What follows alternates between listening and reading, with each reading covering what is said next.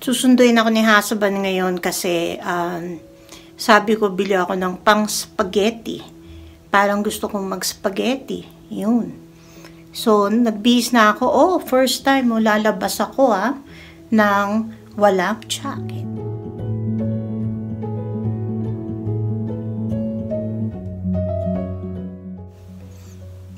Totoo kaya to? Kasi feels like 16 degrees, 16. 'Di ba? Ilang araw na So, go na ako. Hintayin ko na lang siya sa baba. Wait, pero may dala akong hoodie.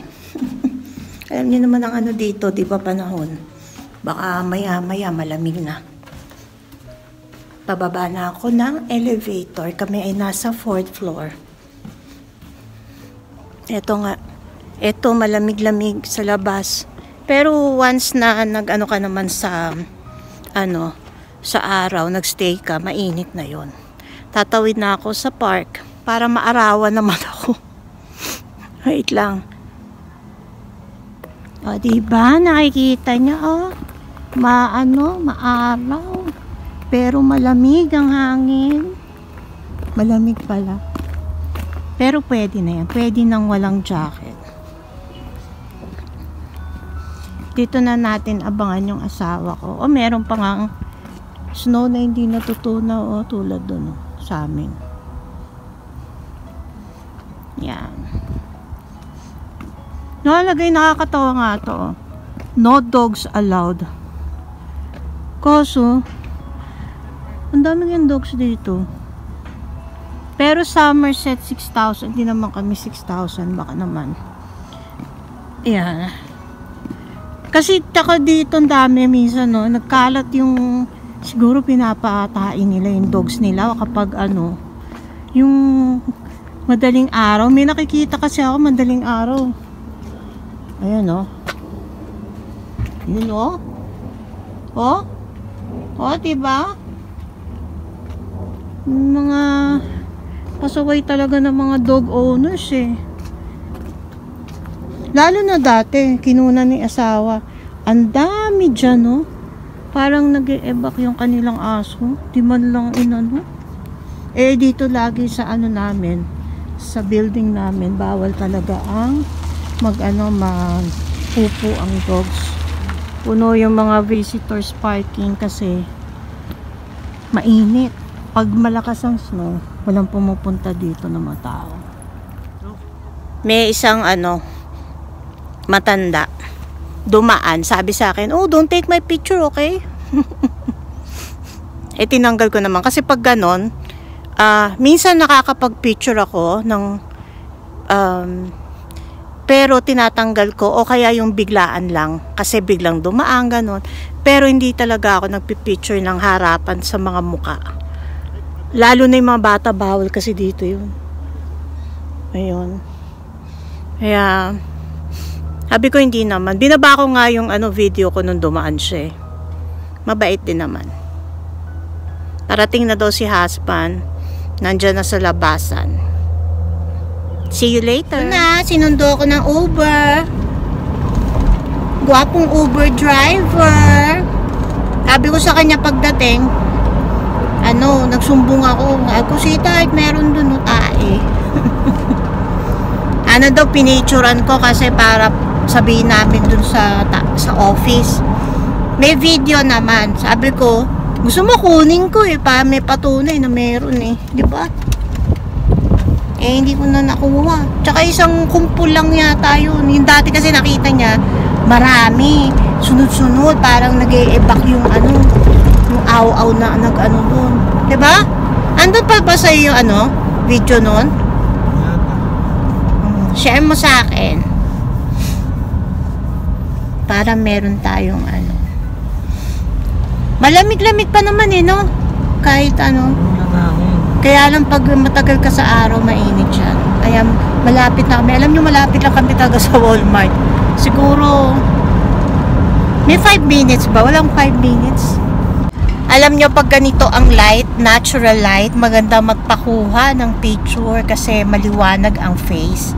Kaya minsan kapag may ganito, kinukunan ko yung sarili ko. tsempo-tsempo na maganda ang kuha. Ang ganda ng araw. Kaya nandyan ulit yung mga Asians na nag-exercise. Ginagaya nga ni husband. Pwede nga namin palang gayahin kasi parang nagsistretching lang siya eh. Malamig ba, sir? Ha? Di naman malamig. Ayan. Minsan may ingay ang mga yan. Nakikita nyo ba yun? Oh, meron pa rin ano, oh. May frozen pa rin dun sa lake. Wait lang. Bakit? Eto, oh. Tinan mo to, oh. Diba? Meron pa rin. Pinakabit niya yung mga sanga hanggang dito, oh. Yung nga sabi ko sa'yo eh. Tama, ang laki, oh. Ang laki ng pugad. Baka buong pamilya titira dyan. Kita niyo yan yung mga dried na anong yun. Diba? Makapaglakad-lakad nga mamaya. Oh. Ano? Oh, pag sinaserte ka nga naman. Ang bilis ng mata. Takin yan. Naka-fold eh. Nakita ko dun sa lapag, oh, sa daan. Oh, diba? Naku, 20 to, ah. 800 pesos. Eto na ang init. Naku. Hindi na heater ang binubuksan. Aircon na. Mainit. Init ang araw kasi nakabilad yung sasakyan namin sa ano, sa araw. Pero pag wala ka naman sa init, malamig naman yung hangin. Kung hahangin. Ayan, pauwi na kami kasi magluluto ako ng spaghetti. Dadating yung sister-in-law ko and pamilya niya. Magmimerienda lang sila sa bahay. Hello, sweetheart! Hello! Hello. Pinipilit. Nag-go eh. Bahay na kami, kanina pa. Tapos, rush ng pagluto ng merienda kasi nga yung in-laws ko dadating dito. So, nakakapagod, grabe. Nagpapahinga muna ako bago ako mag-inject ng aking Ozempic kasi baka biglang bumaksak yung sugar ko. So, pakita ko lang sa inyo yung ginawa ko, ha. Ito muna yung tirang white sauce at tirang red sauce. Meron nga akong yung sago ko, inano ko muna sa brown sugar. Kasi gagawa sana ako ng fruit salad, lalagyan ko niyan. Kaso pagod na ako. Tapos, ito ng aking spaghetti with white sauce. Yan. Gusto nila yan. Tsaka gusto ko rin yan. Buti nakatapos na. Hindi ko alam kung kasya sa microwave kasi dapat oven. Kaya lang tinatamad na mag-oven. So, yan na lang. Pwede na. Okay, pahinga muna ako. Parating na sila maya-maya.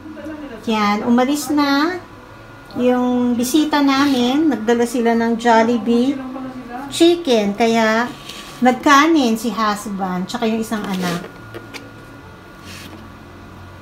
Tama, hindi nakakain si husband ng dinner. Yan na. Kabagay, 6 o'clock na. Kamusta po? Gumagawa ako ng fruit salad. Kasi meron ako nga sago, diba? Tapos isang fruit cocktail. Tapos may grapes ako. Yan, halo-halo. Meron pa kasi akong tirang condense.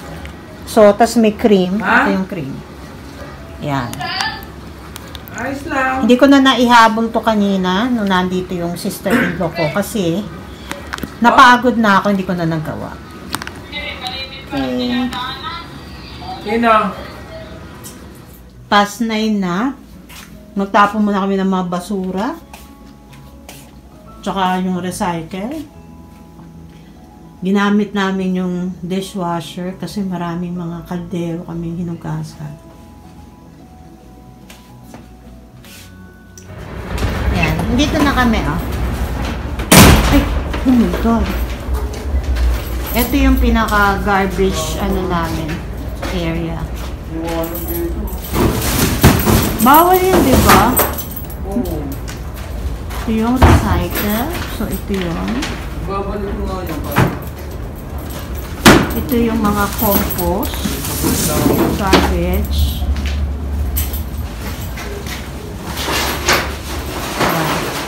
Kung gusto mo, i-donate na lang yung mga ganyan. Pwede.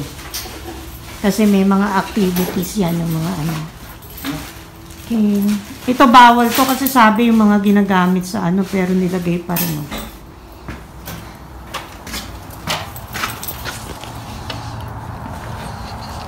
May ano yan, may masusi. Hindi ka pwedeng pumasok.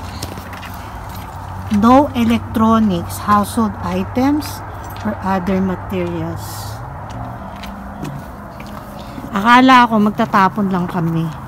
Yung pala, papa-car wash daw siya. Past 9 na. Bukas pa yun. Kasi minsan maraming tao.